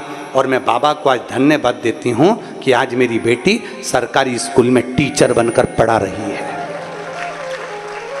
22 वर्ष की आयु में एग्ज़ाम दिया और 22 वर्ष की आयु में एग्ज़ाम देकर भगवान शिव की शरणागति ग्रहण कर कर अपनी लगन, अपनी मेहनत पूरी कर रही है और आज गवर्नमेंट स्कूल में टीचर बनी गई है। ये मेहनत, ये लगन होना चाहिए, ये परिश्रम होना चाहिए। और अगर दुनिया के लोग कह देते, मेरी बेटी का नाम रिया पिल्ले है, राजनंद गांव छत्तीसगढ़ की रहने, दुनिया के लोग अगर कह दें अभी क्या उम्र है तुम्हारी, अभी क्या करोगे, क्या करोगे, क्या करोगे। प्रहलाद की कोई उम्र नहीं थी, छोटी सी अवस्था थी, भगवान को पा लिया। ध्रुव की 4 वर्ष की उम्र थी, भगवान को पा लिया। मीराबाई 7 वर्ष की थी, भगवान को पा लिया। कर्माबाई 9 वर्ष की थी, भगवान को पा लिया। क्या उम्र है। और हम उम्र का रोना रोते रहते हैं, दिन भर बैठकर उम्र का रोना रोते हैं हम, उम्र का रोना। अभी छोटे हो, अभी टाइम लगेगा, अभी रुको जरा, अभी रुको जरा, अभी रुको जरा।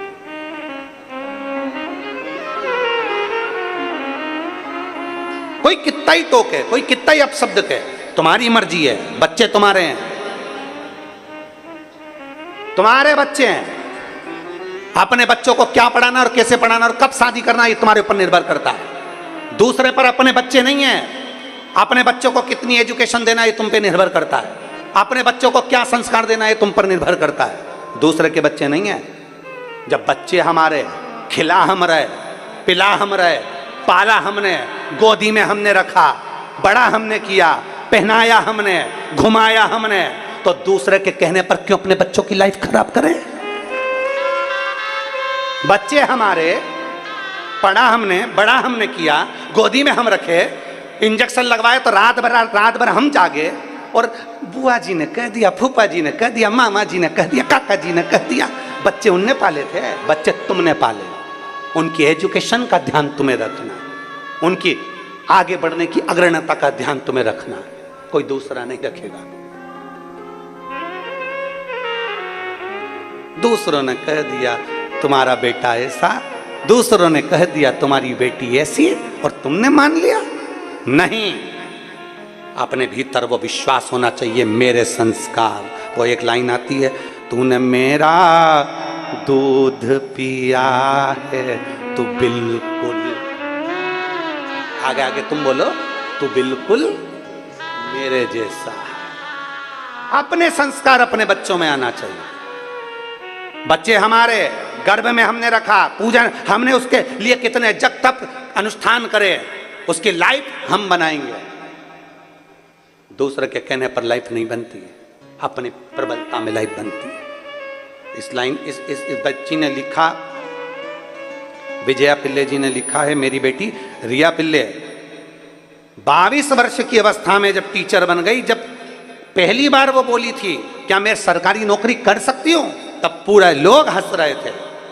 और जब इसने मेहनत करना प्रारंभ करी, शंकर के मंदिर जाना प्रारंभ करा, और जब सरकारी नौकरी लग गई, तब दुनिया के लोग कहने लगे कुछ ले दे के लगी होगी, ले दे। और अगर ले दे के लगी होगी तो तुम्हारी भी औलाद है, तुम लगवा लो,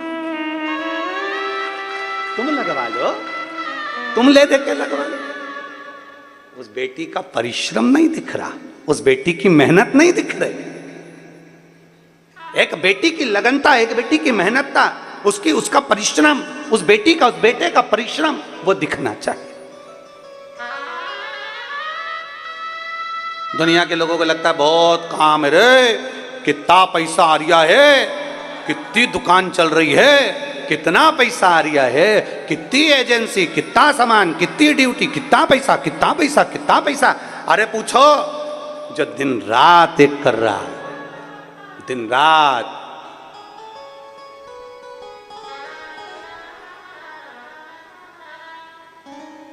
कमाना सरल विषय नहीं है भाई, बहुत कठिन है, बहुत कठिन। आप अंदर बैठे हो, रोड पर जितने तो तुम अंदर नहीं हो, उससे दुगने पुलिसकर्मी रोड पर बरसते पानी में एक जैसे खड़े हैं, एक जैसे खड़े। आपको लगता है सरल है, हर चीज सरल, किसी को लगता है सबसे सस्ता काम, सबसे सरल काम है खेती करना। खेती वालों से पूछो तो कहते सबसे सरल काम नौकरी करना, नौकरी वालों से पूछो सबसे सरल काम है भैया दुकान डाल लो, दुकान वालों से पूछो तो कि सबसे सरल काम है भैया चाय का ठेला लगा लो, चाय के ठेले वालों से पूछो तो कि सबसे सरल काम है भैया अपन तो मिश्रा जी जैसे कथाकार बन जाओ। सबसे सरल काम है। और कोई मिश्रा जी से तो पूछे मिश्रा जी से पूछे कोई कि आपकी जिंदगी और मिश्रा जी की जिंदगी में कितना अंतर है, जरा आप पूछें। खूब प्रेम से ठेले पर खड़े होके पानी पतासा खा रहे, कोई तुम्हारा वीडियो नहीं बना रहा। 2 मिनट मिश्रा जी निकल तो जाए, 2 मिनट तो निकले। ट्रेन में वॉशरूम के लिए भी जाते हैं तो 4 कैमरे चालू रहते, इंतजार ही करते, अभी निकलेंगे महाराज, अभी निकल। और ये हमारे पीएसओ उनसे कहते नहीं, चलो उधर जाओ, और उधर से खड़े खड़े मोबाइल चालू रखते हैं अभी। और दूसरे से भी कह दिया, ये वाली टॉयलेट में गए, उसके ऊपर हाथ बांध। कोई पूछे? अरे भाई, बहुत कुछ त्यागना पड़ता है, तब जाकर आगे बढ़ा जाता है। बहुत कुछ त्यागना पड़ता है, बहुत कुछ, तब अग्रणता आती है। बच्चे आपके, बेटा आपका, बेटी आपकी, एजुकेशन क्या कराना है, ये आप पे निर्भर करता है। दूसरे के कहने पर कभी मत चलना अपने बच्चों के मामले में।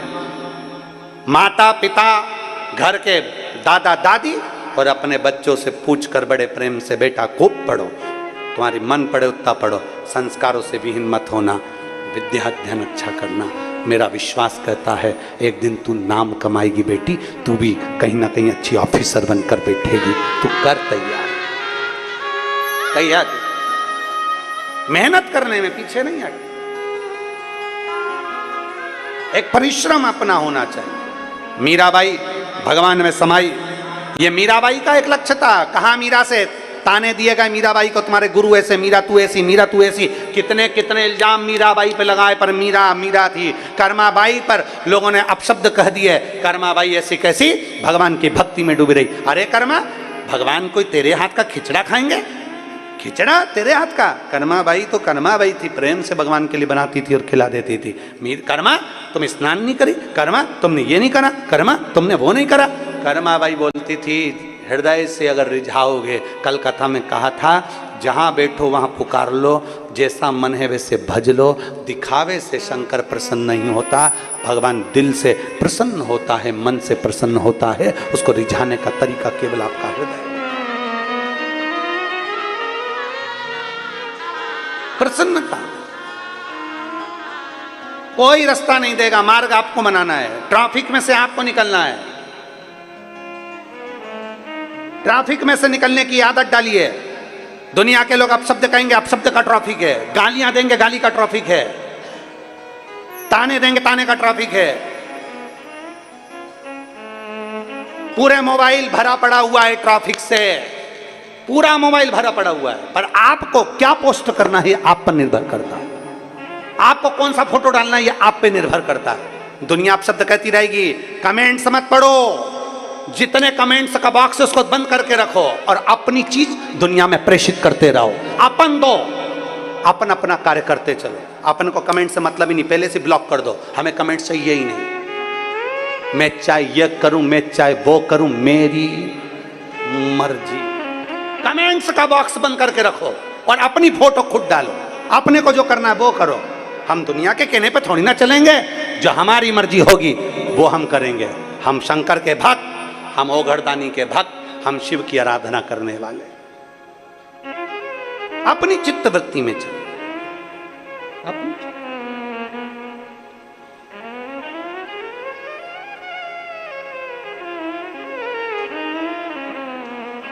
और जब अपनी चित्त वृत्ति में हम चलें तो शिव तत्व की प्राप्ति क्यों ना मिले, कैसे ना मिले। भगवान शंकर की भक्ति कैसे प्राप्त नहीं होगी। आप अपने मन से तो चलो। आपका दिल करता है कि मुझे शंकर को जल चढ़ाना है, बड़े प्रेम से चढ़ाओ। आपका दिल करता है आज मंदिर में पोछा लगाना है, पोछा लगा दो। आपका दिल करता है आज अच्छा दिन है, मैं शंकर भगवान को एक बेलपत्र चढ़ाऊंगी, आज शिव जी को मैं माला चढ़ाऊंगी, आज शंकर भगवान को मैं रिझाऊंगी। ये आपका दिल करना।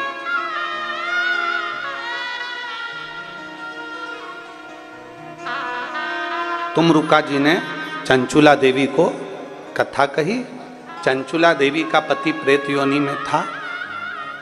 एक संवाद तुमरुका जी ने चंचुला देवी को प्रसंग सुनाया सोमेश्वर भगवान का, सोमनाथ भगवान सोमनाथ का संवाद सुनाते हुए कहा कि चंद्र आसक्तियों में डूबने वाले थे, पर जब शरीर में काया का रोग बढ़ गया तब चंद्र आसक्ति से परे हो गए। अरे सावन महत्तम सुना है कभी आप लोगों ने? श्रावण के महीने का महत्तम,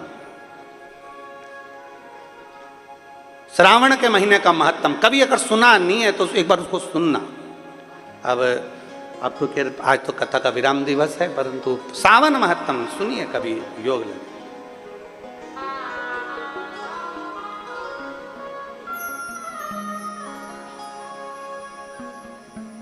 कभी मौका लगे अब प्रयास करेंगे।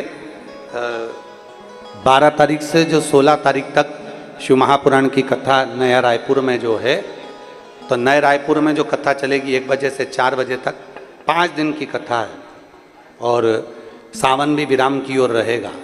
तो प्रयास करेंगे कि उसमें सावन के महत्तम को बांचा जाए और सावन महत्तम को सुना जाए। सावन का महत्तम क्या है, क्या महत्व है श्रावण का? केवल पार्वती जी ने पूजन करी उतना महत्व है कि श्रावण का? कांवड़ियों ने कांवड़ चढ़ाई, क्या केवल उतना महत्व है कि श्रावण का? श्रावण का महत्व क्या है उसको हम जाने। केवल पार्वती जी और शंकर जी के प्रसंग से ही सावन नहीं है।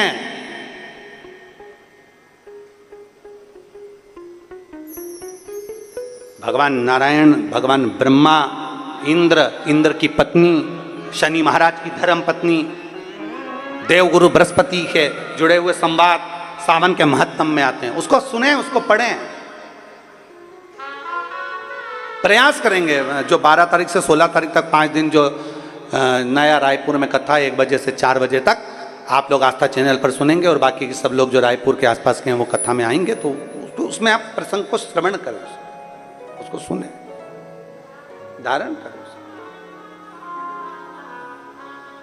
एक चंद्र को जो डूबे हुए थे अन्य में और काया का रोग हो गया, तब शिव याद आए। काया का रोग होने पर फिर शिव याद आए। शरीर में जब कष्ट आता है, कहाँ जाऊं, किससे कहूं, डॉक्टर ने बता दिया, तब भगवान याद आते हैं।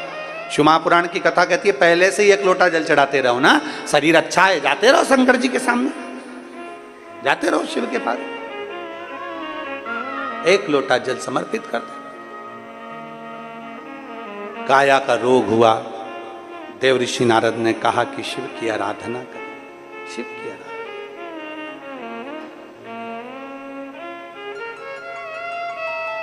और अगर शिव की आराधना करी है तो ये फल तो मिलना ही है। करो आराधना तो आएगा। किस रूप में आएगा, कब आएगा, कैसे आएगा, ये उसके ऊपर निर्भर करता है। तुम्हारे ऊपर निर्भर नहीं करता, ये उसके ऊपर निर्भर करता है कि वो कैसे आएगा।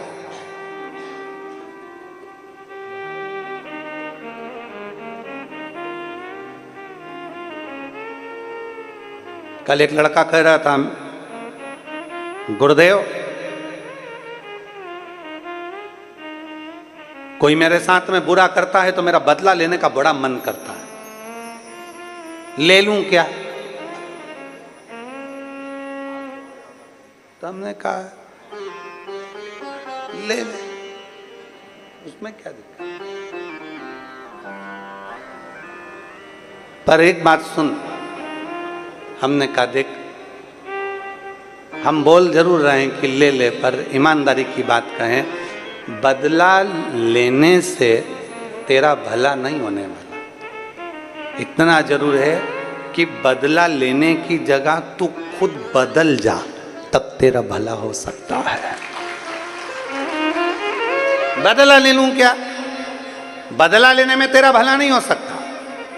और हमें मालूम था वो कौन सा बदला लेना जा रहा था, क्योंकि कल वो जब वो आया था तो वो वहाँ पर आया, हम मिल रहे थे वहीं पर, तो वहाँ मिलते मिलते उसका जूते कोई ले गया था और उसके जूते ले गए तो उसको गुस्सा आ गया। बदला ले लूं क्या? हम जानते थे उसके कोई ले गया तो ये किसी के ले जाएगा, बदला ले लूं क्या? तो हमने कहा ले ले, मना नहीं, पर बदला लेने से अच्छा है कि अपने आप को थोड़ा बदल लिया जाए। चला गया ना, ये समझ अपने ऊपर का कोई बोझ था, चले गया, चले गया, जाने दे। अब तू बदला ले ले और मालूम पड़े उसका दूसरे के तू ले जाए, फिर वो दूसरा ढूंढे, फिर वो तीसरे के ले जाए, फिर तीसरा, बड़े बड़ा कहाँ बदला लेना नहीं, बदलो अपने आप को, बदलो। जब अपने आप को हम बदल लेंगे तो बदला लेने की जरूरत नहीं पड़ेगी। अपने विचारों को बदलो, अच्छा है ले जा, मेरे 500 के जूते लेकर चले गया, 1000 रुपए के जूते लेकर चले गया, ले जा, ना जाने मेरा कौन सा एक काल आने वाला था, वो काल तू ले गया, ले जा। अपने आप को बदल लो, अपने भीतर को बदलो। चंद्रदेव को काया का रोग हुआ, शिव आराधना करी, काया के रोग से चंद्रदेव मुक्त होते हैं। आगे समय आता है और उसमें सुंदर प्रसंग का वर्णन करते हुए श्री मल्लिकार्जुन भगवान का वर्णन करते हुए भगवान शिव सोमेश्वर सोमनाथ बनकर विराजित हुए। भगवान सदानंद कार्तिकेय भगवान से रुष्ट होकर जब गए हैं तो शंकर पार्वती जी ने उनको जाकर मनाया, तो मल्लिकार्जुन के रूप में विराजमान हुए। फिर वर्णन आया है श्री महाकाल का। महाकालेश्वर भगवान दूषण नाम के राक्षस का संहार करने के लिए भगवान काल अधिपति महाकाल बनकर विराजमान हुए। महाकाल। अगला वर्णन है ओमकारेश्वर का। बिंद नामक पर्वत के तप करने पर भगवान ओमकारनाथ विराजमान हुए। फिर वर्णन आया है श्री केदारनाथ जी का। नर नारायण ने तप कर कर भगवान शिव को विराजमान किया। अगला वर्णन आया है श्री भीमा शंकर का। कुंभकर्ण के पुत्र भीम का भगवान ने संहार किया, भीमा शंकर के रूप में विराजित हुए। अगला वर्णन आया है काशी विश्वनाथ मनु शत्रुपा ने तप कर कर भगवान शिव को विराजमान किया। फिर वर्णन है त्र्यंबकेश्वर का। गौतम बाबा पर गौ हत्या का दोष लगा और गौ हत्या के दोष से मुक्त होने के लिए बाबा ने माहिल्या के साथ मिलकर भगवान शिव की आराधना करी। ब्रह्मा विष्णु महेश तीनों विराजमान होते हैं, त्र्यंबकेश्वर बाबा के रूप में विराजित हुए। अगला वर्णन है श्री वैद्यनाथ जी का। रावण शिव जी को ले जा नहीं पाए, भूमि पर ही विराजमान हो गए, भगवान शंकर वैद्यनाथ के रूप में विराजित होते। अगला वर्णन श्री नागेश्वर का। दारुक नाम के राक्षस का संहार करने के लिए भगवान शिव विराजमान हुए नागेश्वर के रूप में। रामेश्वर, राम जी महाराज ने शिव जी के शिवलिंग की पूजन कर कर लंका पर चढ़ाई करी, रामेश्वर के रूप में विराजमान हुए। फिर वर्णन आया है कृष्णेश्वर का। सुधर्म नाम के ब्राह्मण की धर्म पत्नी घूष्मा के बेटे को शंकर जी ने जीवित किया था, इसलिए कृष्णेश्वर महादेव। ये 12 ज्योतिर्लिंग। चंचुला देवी का पति बिंदुक प्रेत योनि से मुक्त हुआ, सुंदर रूप धरकर भगवान शंकर की शरणागति में आया। भगवान शंकर की शरणागति में आकर निवेदन किया, प्रार्थना। ये आपकी कथा से आज मुझे वापिस अपना अच्छा रूप मिला है। कथा से आपने कहा मैंने श्रवण किया। तुम रुका जी, भगवान तुम रुका जी कथा कर रहे थे शंकर जी के सामने, ईश्वर जी और गोरा जी के सामने, ईश्वर जी और गोरा जी के सामने। चंचुला बिंदु भगवान शिव के धाम चले गए, शंकर के धाम।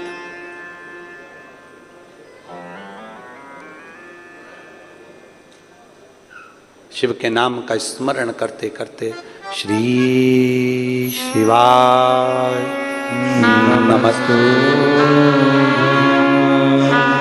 श्री शिवाय नमस्तु, श्री शिवाय नमस्तु, श्री शिवाय नमस्तु, श्री शिवाय नमस्तु।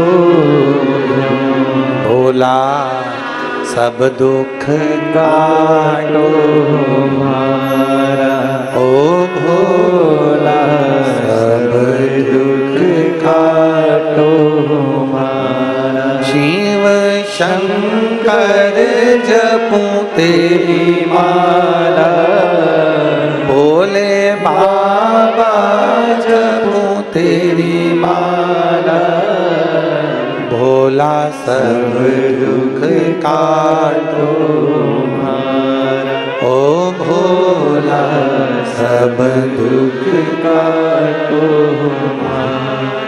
वेश है मंगल मंगलकारी, वेश है मंगलकारी। शमशान वासी हमारा, शमशान वासी हमारा, ओ भोला सब दुख काटो हमारा, ओ भोला सब दुख काटो हमारा। भगवान शिव की कथा कहती है, भगवान देवादिदेव महादेव का संवाद कहता है। भगवान शंकर ने अपने मस्तक की बेलपत्र उठाकर शिवपोथी को समर्पित कर दी, शिवपोथी को दे दी। कभी बन सके अपनी जिंदगी में शिव महापुराण की कथा को, जितने लोग आस्था चैनल पर सुन रहे हैं, फेसबुक यूट्यूब पर सुन रहे हैं, और जितने श्रोता भाई बहन इस हॉल के अंदर बैठकर कथा को श्रवण कर रहे हैं, बाबा से प्रार्थना करना, बाबा आप हमारी झोली खुशियों से ऐसी भरना कि जब हमारे क्षेत्र में शिव महापुराण की कथा हो तो एक बेलपत्री के बराबर हम भी सहयोग प्रदान कर सकें। ऐसी कृपा करना कि हम भी जिंदगी में एक बार शिव महापुराण की कथा के यजमान बन सकें। ऐसी कृपा करना कि हम भी अपनी जिंदगी में एक बार कथा करवा सकें। ऐसी करुणा आप करिए। तेरा नाम कुबेरेश्वर महादेव है, तो कुबेर को भी, एक चोर को कुबेर बना सकता है, तो दुनिया का भंडार तू भर सकता है। तेरा नाम त्र्यंबक है, दुनिया के रोग को तू मिटा सकता है। तेरा नाम सोमेश्वर है, सारी दुनिया के लोगों की काया तू ठीक कर सकता है। तेरा नाम केदारेश्वर है, दुनिया के लोगों को ऊंचाई तक पहुंचाने का कार्य तेरा है। संपूर्ण जगत का कल्याण तू कर सकता है।